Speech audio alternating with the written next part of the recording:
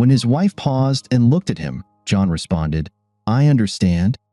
John thought that he had been saying, "I understand," quite a lot in recent days, and he was really tired of uttering those words. He wondered how he and Diana, his wife, had even gotten to this point. They had been married for over 22 years and had 2 wonderful children, both in college. They lived in a beautiful old house that Diana had inherited from her grandmother. Together, they had updated the house, adding a pool and a detached garage.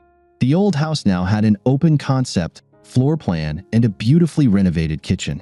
He was proud of that house and thought it could compete with anything they had seen on TV. They also had a great beach house in Hatteras, North Carolina. He resisted making any changes to the traditional beach house he had inherited, preferring to keep it just as he remembered it from his childhood. It was the site of so many wonderful family memories. John Simon Thomas was now the senior vice president of Central Logistics and was enjoying the fruits of many years of hard work. Diana Anderson Thomas had also excelled in her career.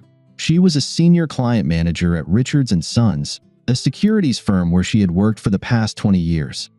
He thought they had the perfect home, almost perfect children, wonderful careers, and a happy marriage, until he often said, "I understand," but he knew deep down that he didn't really understand what was happening to his life. Diana fell silent and looked at him. "You understand what I'm trying to say?" "I understand." He hoped she hadn't noticed the tally he'd made on the sheet of paper in front of him. He glanced at the paper, 32 marks. In the past 2 days, he had said, "I understand," to his wife 32 times. It was time to put an end to these debates. "So, we've finally agreed," Diana said. "I'm going to step outside our marriage just once, to experience this." She stopped when she saw John shaking his head. John looked into Diana's eyes and replied, "I will never cheat on you, and I will never agree to you cheating on me." "I've never cheated on you," Diana exclaimed. John continued, "I'm willing to forgive the deception you've engaged in up to this point, but now that's it." "I've never cheated on you," Diana replied defiantly. "Yes, you have, at least in my eyes, and if you're honest with yourself, you know it too. You've had several one-on-one lunches with him. He's met you multiple times at girls' nights and turned those evenings into actual dates. You've had extensive text conversations with him, especially on weekends." John paused and looked deep into her eyes, causing Diana to lower her head. Now, he's booked a high-end room at the Jefferson Hotel and reserved 2 spots for their Sunday brunch. His intentions are clear. You have a bold new dress hidden deep in your closet, a Victoria's Secret bag filled with new lingerie. I assume it's only for his eyes since you kept it hidden from me. Your intentions are just as clear. John paused, waiting for a response that never came. He continued, "I'm going to make this very simple. I want to ensure we both understand what needs to happen. I'm offering 2 options. This Saturday morning, I'm heading to the beach house. I'll stop for breakfast at Virginia's Diner and then head to the beach. I'd like you to come with me. We can spend the weekend discussing our issues and see if we can save our marriage. It would be nice if you returned the lingerie you bought for him and picked out something for us to enjoy together." John paused, trying to gauge Diana's reaction. Once again, he couldn't read her thoughts, something that had never been an issue until recently. "Your other option is to go ahead with your plans for Saturday. Meet David Summers at the Jefferson Hotel, have a nice romantic dinner at the restaurant, dance at the club, and return to the Jefferson to complete your affair." "Look at me." She slowly raised her head. "You can continue with your plans. You won't need my permission because the moment I leave without you on Saturday morning, our marriage will be over." Diana stared at John in shock. How did he know about their weekend plans? She slowly began to speak. Before she could say a word, John added, "In case you're wondering, I have friends where you work. You have coworkers who care about you. And lastly, David Summers doesn't have any real friends at all." Diana paused as she realized what John had just said to her. Then she tried to go on the offensive. "I have been a faithful wife and partner to you for 22 years. "No, you were a faithful wife for 21 years and 10 months. You've been cheating on me since your first lunch with David Summers." I never cheated on you, Diana pleaded. You've already had sex with him? John began to say. Diana jumped up and interrupted him. I have never cheated on you. With a sadness that surprised Diana, John continued, I've seen the betrayal in your eyes. The eyes that were always locked on mine when we made love. The eyes that now close. The face that turns away from my gaze in bed. How many times were you with him in your mind while we were making love? John laughed sadly. We used to fantasize about threesomes with another woman or another man. I guess you've already brought that fantasy to life. For the past few months, our bed has been overcrowded. I won't talk about this anymore. Do you understand? Diana realized that things were not going as she had planned. She tried to regain control. John, we have a wonderful marriage. I value our relationship and your love more than anything in the world. We've raised 2 amazing children together. We have great careers, and if we stay on course, we can retire early and truly enjoy life in each other.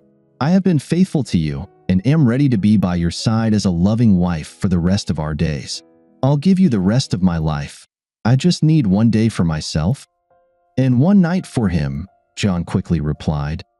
Diana lowered her eyes and shook her head, then looked at John. I could have just gone behind your back. I could have lied to you, but I wanted to be open and honest with you. I thought that after all these years, you would understand. John responded just as quickly, I understand, and as for lying and going behind my back, that's exactly what you've been doing for the past few months. You've been going on dates with him under the guise of girls' nights. You've had intimate lunches with him, holding hands and allowing his hands to wander over your body, access to which should only belong to me. And worst of all, you've brought him into our bedroom, replacing me with thoughts of him. You've allowed him to intrude on our time with hundreds of messages, not to mention sexting. Diana, I know everything, and how I found out doesn't matter. What matters is that you understand what I'm saying. Do you understand? Diana just stared at him with eyes that he no longer recognized. He sighed quietly, realizing that she didn't grasp what he was trying to convey. John stood up and left the room. He went to their bedroom, brushed his teeth, and tried to sleep, but he knew it would be difficult to fall asleep that night. Diana sat still for a few minutes. Finally, she moved to the couch, picked up her phone, and called her friend Janice. When Janice answered, Diana said, John knows everything. He knows about David and our plans for this weekend. Janice replied, That doesn't sound good. Please tell me you're going to cancel it. Diana quietly responded, I don't know how I can. I promised David, and he spent so much money on this weekend.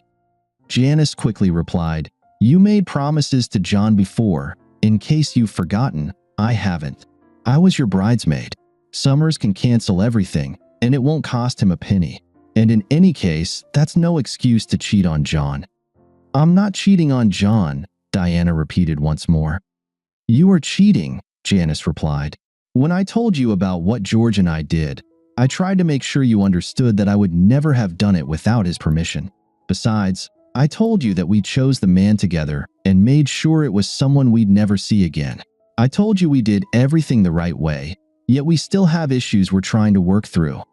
You, on the other hand, have decided to sleep with a coworker and are trying to justify it. Now Janice was pleading, Please, forget about this plan. Stop seeing David, get on your knees, and apologize to John. Diana softly responded, But I need this. I really need to experience another man just once more in my life. David is a good guy, and the women at work say he's great in bed.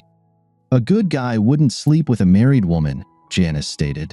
Think about what you're risking just to become another notch on his bedpost. I won't be just another notch on his bedpost. He's attentive to me. Janice wanted to scream into the phone. Don't you understand that makes it even worse? I met David at our girls' night out. He's a nice-looking guy, but he's nowhere near the man John is. You have to see that, right? I understand, Diana whispered. Janice pleaded, Please, think long and hard about your decision. This will affect everyone you love for the rest of their lives. Diana quietly said, I thought you would understand. I thought that, more than anyone else, you would understand why I need to do this. Janice tried to reach her friend one more time. Diana, The problem isn't that I don't understand. The problem isn't that John doesn't understand. The problem isn't that your kids, your parents, or your friends won't understand. The problem is that you don't understand. I'm begging you not to do this." Diana responded in a determined voice. "Well, John knows what I've done up to this point, and he hasn't stopped me. He won't like it, but he'll let me do it. He'll understand how important this is to me. And now I need to get some sleep." After finishing the conversation, Janice turned to her husband, George. "She didn't understand a word of what I said. I'm so sorry I told her about our experience." George replied, "I thought we agreed that would stay strictly between us." Janice looked a bit embarrassed. "I needed to talk to someone about the issues we've been having. I never thought it would give her any ideas." George hugged Janice and said, "I know, and I'm not angry. I have to admit, I also talked to John about our problems." Janice lowered her head in obvious embarrassment. "You told John. I can imagine how he reacted. Did he suggest kicking me to the curb or branding me a cheater?" "I thought you knew John better. He asked me a series of questions. My answers to those questions made me think about us. After I finished answering, he said to me, 'You two got into this together. You made the decision together.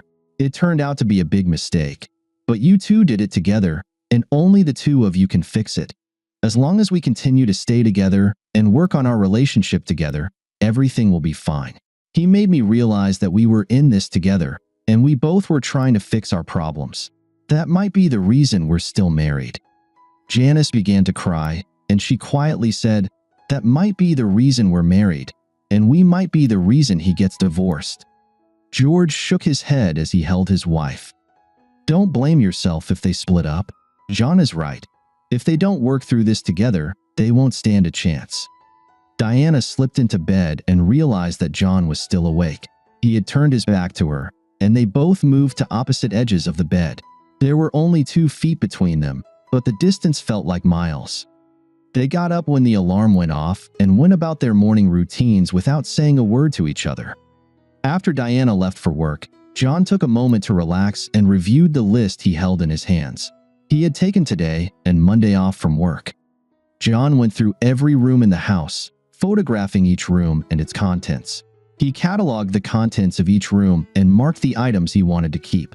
He downloaded all their wedding and family photos from the cloud onto a flash drive. He left their wedding album on the coffee table, unable to bring himself to open it. The apartments he had looked at were nice, but he knew he would miss this house. He would keep all the wonderful memories, but he would miss being here. He would miss the woman he couldn't stop loving and the life they had built together in this home. John then went to meet with Sandra Lewis, who had come highly recommended. The settlement she proposed was very simple and straightforward. Diana would get the house and her retirement plan. John would keep the beach house and his retirement plan. He would pay off her car and all the credit cards. Part of their investment accounts would be set aside for college tuition and $10,000 for each child as a charitable fund, and then they would split the remaining funds 50-50. John looked up after reviewing the settlement proposal and simply nodded. Sandra said, "We can file the papers on Wednesday morning." John nodded again, stood up, shook her hand, and left the office. Sandra Lewis realized that her client had said very few words to her since hiring her for the divorce. All their communication had been through email. She sensed sadness and resignation in him. Sometimes she wondered why she chose family law as her specialty. John headed to the bank. He opened a separate account, transferring half of the funds from the old account into his new one. He emailed the form to change his direct deposit to his company's HR department. Later, at home, he would update his payments to go to his new bank account. Then he went to see their investment banker. The banker confirmed that all accounts and transfers would require both of their signatures. John informed him that his attorney, Sandra Lewis, would place a freeze on those accounts the day after Diana was served. John felt uncomfortable seeing the expressions of pity and concern on the faces of his longtime advisors. He realized that they were just the first of many acquaintances who would have the same look when the news became public. The thought of having to tell his children about the divorce nearly made him sick. Diana tried to avoid David Summers as much as possible at work. During lunch, they met at Maria's Cafe, a small restaurant he liked to call their spot. She was quiet and refused to hold his hand. John knew about their every move, and she couldn't shake the feeling she'd had all day that they were being watched. David Summers paid no attention to Diana's mood. "I'm excited about this weekend. Check-in at the hotel is at 3 p.m. Do you think we could meet a little earlier than planned? Maybe we could have some fun in the room before going to dinner?" "I don't think so," was Diana's reserved response. Back at the office, Diana tried to get some work done but kept glancing around. She realized that at least one, if not several, of her colleagues might be acting as spies for John. After a couple of unproductive hours, she decided to call it a day and left the office. As she walked down the hallway, Diana greeted two new interns in her department. She stopped and looked back at them, noticing the distinctive Central Logistics logo on the sweatshirt one of them was wearing. John had completed all the tasks on his list. It was 2 p.m., and he realized he hadn't eaten all day, so he decided to grab a bite. When he sat down at a table in Maria's cafe, the owner came out and greeted him with a hug. John hugged her back and asked, "How's Ben doing?" Maria smiled. "He's doing great. He made the baseball team as a freshman, and he's so excited. You know, James was an excellent training partner for him this winter. Your son made all the difference." "Well, James is thrilled that his roommate will be on the team with him," John replied. Maria sat down next to John and said, "They were here for lunch again today, but things weren't so great in Paradise."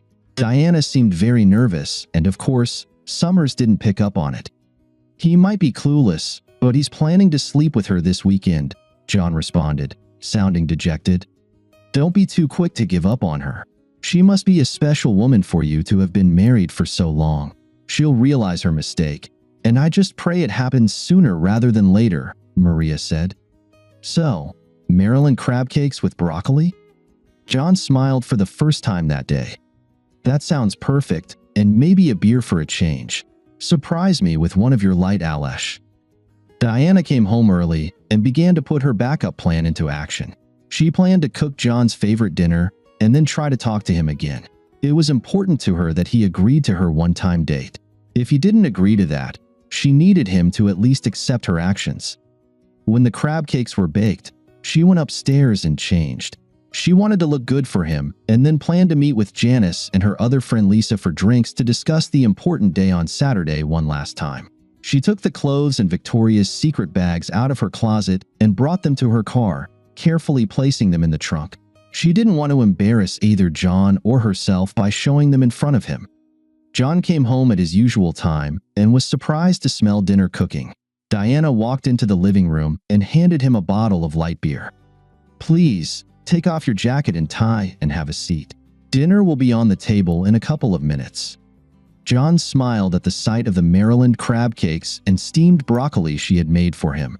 He was glad. It was his favorite dish, but for the first time, he realized he would have preferred to eat at Maria's cafe.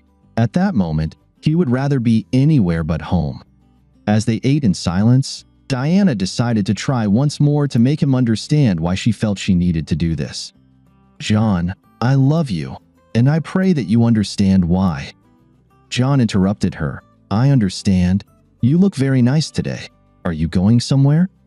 "Yes, I'm going to meet Janice and Lisa for a few drinks later this evening, but I'm trying to tell you that I love you, and I'm hoping you'll—" Yes, you're hoping I understand," John said coldly. "I really do understand." He stopped eating and pushed away from the table. As he stood up, he said, "I've lost my appetite." As he walked away, he added, "You look very nice for him. I guess you couldn't wait until tomorrow. When you see David Summers tonight, tell him to drop dead for me." John disappeared into the living room, and the sound of the TV filled the dining room.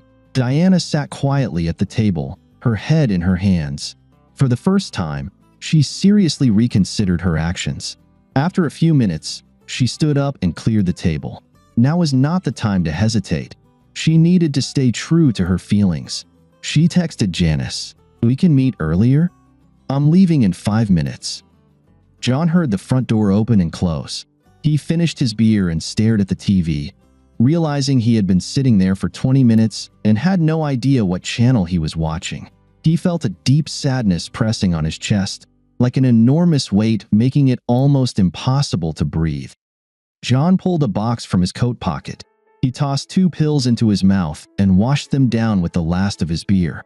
For the first time in his life, he took a sleeping pill. He knew he wouldn't be able to sleep without some help. He also knew he would need all his strength for Saturday morning. Diana was the first to arrive at the bar and reserved a table for 3. While waiting, she noticed the scene in the bar. Men and women were dancing a dance of seduction, but to Diana, it seemed like a dance of desperation and loneliness. Was this her fate?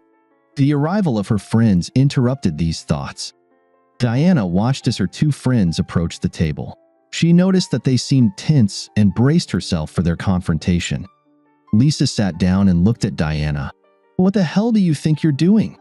Are you out of your mind? You're going to cheat on your husband with some piece of trash, a jerk from work? Are you going through menopause? Or did you start taking drugs? Or did you fall and hit your head? This is the dumbest thing I've ever heard from anyone, and I used to think you were one of the smartest people I knew. If you go through with this, you must be the dumbest fool I've ever met." Diana simply replied to her friend, "And a good evening to you too, Lisa. Yes, I'm doing fine, and how about you?" Lisa just stared at her. Diana could see the anger and pain in her eyes. Diana turned to Janice. "Your turn." Janice shook her head. "You know how I feel about this little adventure of yours. I would say more, but I'm afraid I can't be as polite as Lisa." Diana smiled sadly. "You think you could curse better than Lisa?" Janice replied without a smile. "Well, no one can swear better than Lisa, but she missed the words fool, cheater, adulteress, idiot, and perhaps the worst disappointment of all. But there's one thing I really need to say to you. I think you're about to make the biggest mistake of your life, but I love you and will be here to help you no matter what you do." Lisa just shook her head. Damn. What you're planning to do is so wrong and so stupid, but I'll be here for you too. Just so you know, I'll be saying I told you so over and over again." Diana hugged her friends. "Thank you for your love. I know you can't support what I'm doing, but it's wonderful to know that I can count on both of you afterward. You both know that I don't do anything halfway. I've made a commitment, and now I need to see it through to its natural conclusion." Lisa gently pleaded, "Diana, there's nothing natural about cheating, and committing to infidelity is the opposite of what commitment truly means." Diana sat quietly for a few minutes, then stood up and said, "I need to finish my preparations for tomorrow. I'll bring a bottle of wine. Please stay and have a drink for me." Diana completed her errands and drove up to the dark house. She gathered her thoughts and then sent Janice a long text message. She knew Janice was angry with her, but also knew that her friend would help her. She opened the trunk of her car and realized she couldn't leave her purchases in the car overnight, as they would be too cold to wear in the morning. She hid them in the closet in the downstairs hallway. After that, she slipped into bed next to John and tried to sleep. Sleep didn't come to Diana that night. Finally, at 3 a.m., she got out of bed and went downstairs. She saw the wedding album on the coffee table and thought that if John could look at it, then so could she. After going through 2 pages, she closed the album and began to cry. She had to make him understand. At 5 a.m., she gave up on the idea of sleep and went to the bathroom to take a shower. After her shower, she put on some lingerie from Victoria's Secret and then opened the garment bag to put on the beautiful outfit inside. She pulled out the suitcase she had packed earlier and took it to the car. Then she placed the Victoria's Secret bag next to the suitcase. She went to the kitchen and wrote a short note to John, smirking to herself as she realized she was leaving him a Dear John letter. She placed the note on the coffee maker, turned off the light, and walked to the car, determined to finish what she had started. John woke up and looked at the clock. It was 6:15, and when he turned over, he realized he was alone in bed. The thought crossed his mind that she hadn't waited until tonight. He had pushed her toward David Summers. He imagined her lying in David Summers' bed, and the image struck him to the core. For the first time, he questioned himself. Should he have just allowed her one night to experience another man? She had promised to belong only to him after that one night. Had he lost the love of his life because of his ego and pride? Reflecting on his predicament, John realized that he could never love her again if she went to David Summers. He had lived with her putting their children first because that's what a mother should do, but he could never live with her putting another man above her husband. In 22 years, they had both earned each other's respect and loyalty. She expected nothing less, and he would accept nothing less. He hoped she was still at home, maybe sleeping in one of the other bedrooms. John checked all the bedrooms but found no signs that she had returned home that night. Entering the kitchen, he saw a note on the coffee maker. He opened it and read the short message, "Please understand." That was all she had written. Collapsing back onto one of the kitchen chairs, John began to cry. He had feared this moment, but deep down, he still expected that she would stay, forget this crazy idea, and remain his wife. After making coffee, he went upstairs. He quickly showered and dressed, then stuffed a duffel bag with some clothes and headed back downstairs. John filled his thermos with coffee and walked toward the front door. Taking one last long look at the house that had been his home, he turned off the lights and closed the door. The cold morning air hit his face as he descended the steps.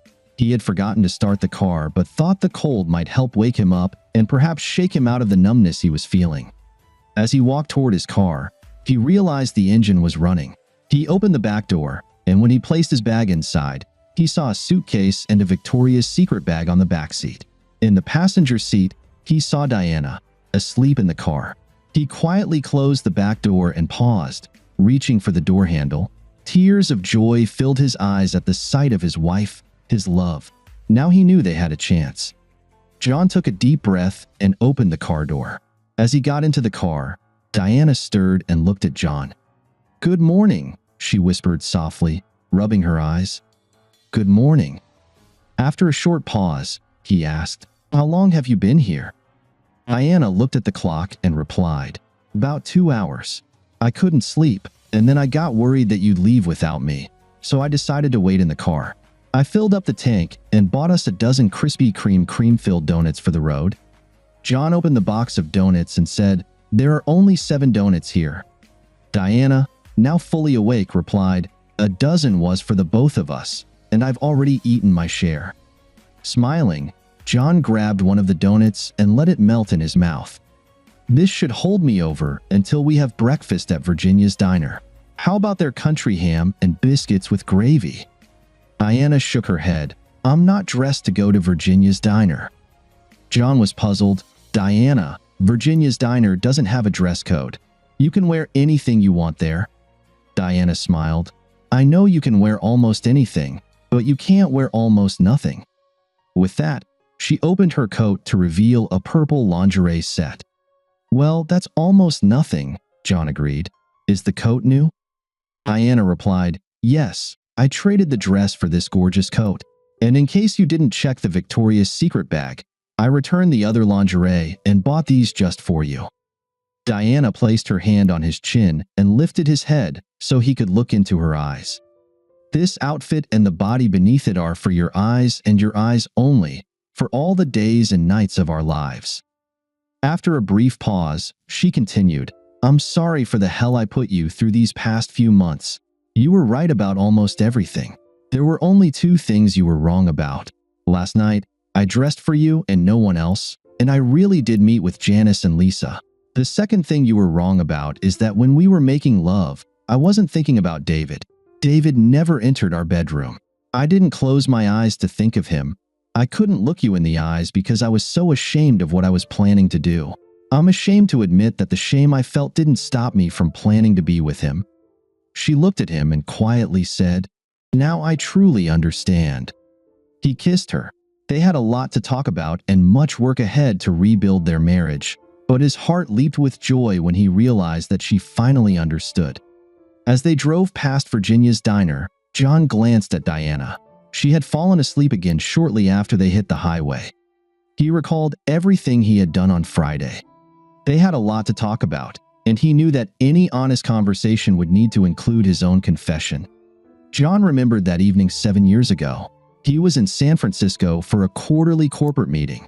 At the time, he was the department head, and his venture had brought tremendous success to the company. Foreign companies were buying up their American competitors, but John saw an intriguing opportunity.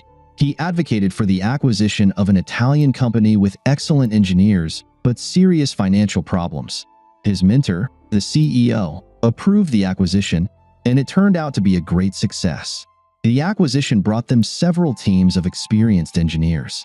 A major plus was the access to the European market that this company provided to the rest of the corporation, along with a strong presence in the Chinese market. The deal ultimately brought in billions of dollars. It became the crowning achievement of the CEO's career and put John on the fast track to an accelerated corporate career. Diane was home in Virginia that evening, and the boys were participating in a school orchestra concert. So John celebrated his success with his co-workers, especially Debbie Maris, a beautiful marketing representative from another division. He and Debbie had a long-standing business relationship that included a bit of friendly flirting. He drank just enough to lower his restraint, but not enough to lessen his desire. They danced much closer than a married man should with anyone but his wife. She snuggled against his leg and rubbed herself against him.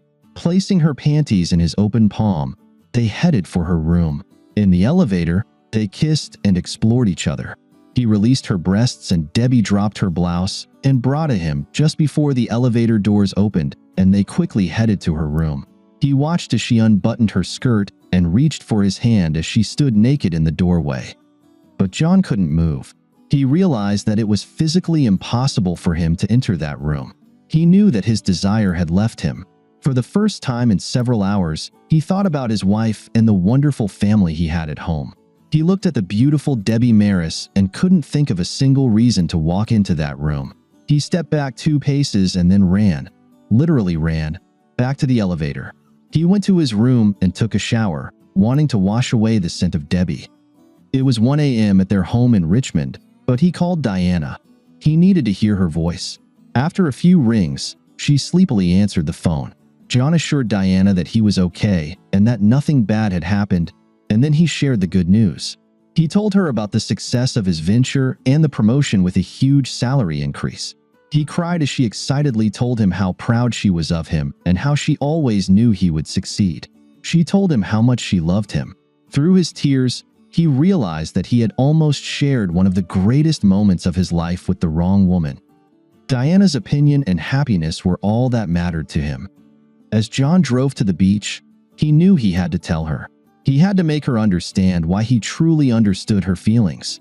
He had been in her place, and that's why he could listen to her and honestly say, "I understand." Once Diana was fully back with her family emotionally, David Summers no longer held any interest for either her or John. David Summers sat alone in Fred Davis's office at Richards & Sons. Fred was the vice president of human resources, and David had been sent to his office as soon as he arrived that Monday morning. He didn't understand why he was there. Sure, he had missed a couple of deadlines recently while pursuing Diana, but he felt confident he could quickly catch up. The meeting disrupted his plans for the morning. He needed to talk to Diana about what had happened over the weekend. Not only had she set him up, but she had also sent 2 of her friends, Janice and Lisa, to tell him about it. David remembered being terrified of that woman, Lisa. His father had served 25 years in the Navy, but he was nothing compared to how this woman could curse. She had humiliated him right there in the lobby of the Jefferson Hotel. He recalled that even the hotel security seemed too scared to intervene. As he turned to head back to his seat, he froze when he saw the photograph on Fred Davis's desk. It was a family portrait of Fred, his 3 sons, and his smiling wife. Now he knew the last name of the woman who had so thoroughly berated him, Lisa Davis. Now he understood why he was here. Thank you for listening until the end.